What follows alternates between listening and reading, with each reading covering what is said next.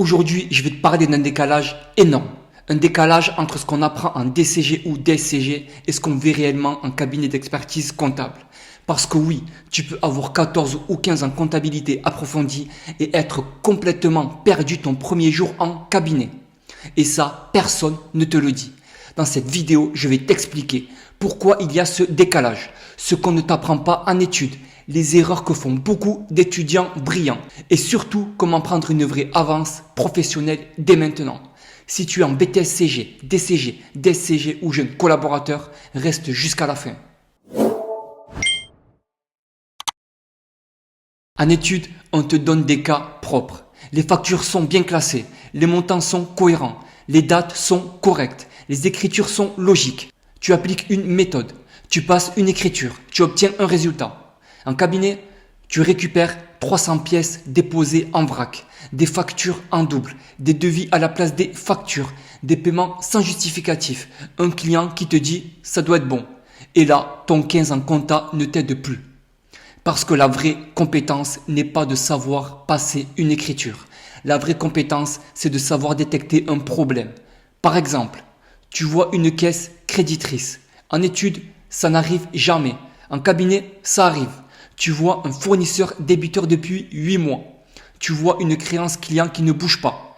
Tu vois une marge qui chute sans raison. Et là, on attend de toi que tu te poses des questions. La comptabilité réelle, c'est une discipline d'analyse, pas de récitation.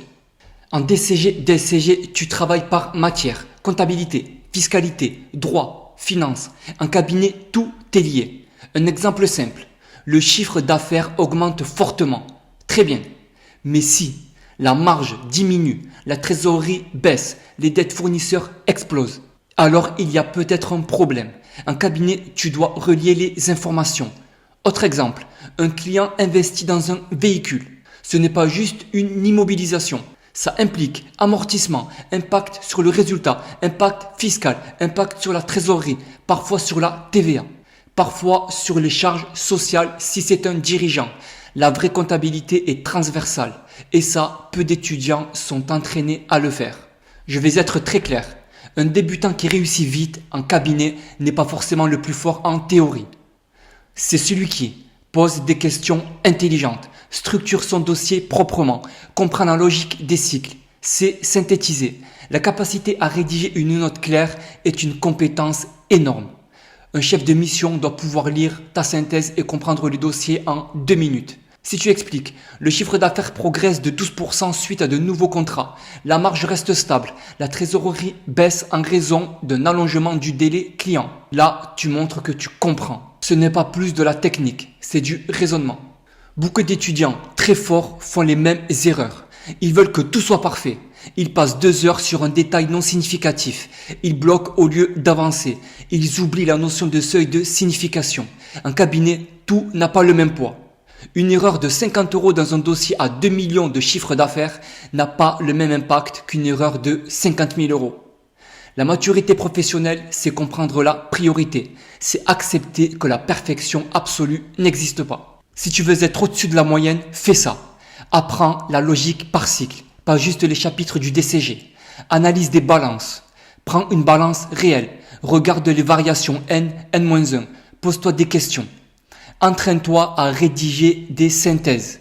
Explique un dossier comme si tu parlais à un associé. Et enfin, comprends le lien entre comptabilité et décision. La comptabilité n'est pas un exercice académique, c'est un outil de pilotage. C'est vrai, le DCG et le DSCG sont d'excellentes formations, mais le diplôme ne fait pas le professionnel. La différence se fait sur la logique, la capacité d'analyse, la structuration, la vision globale.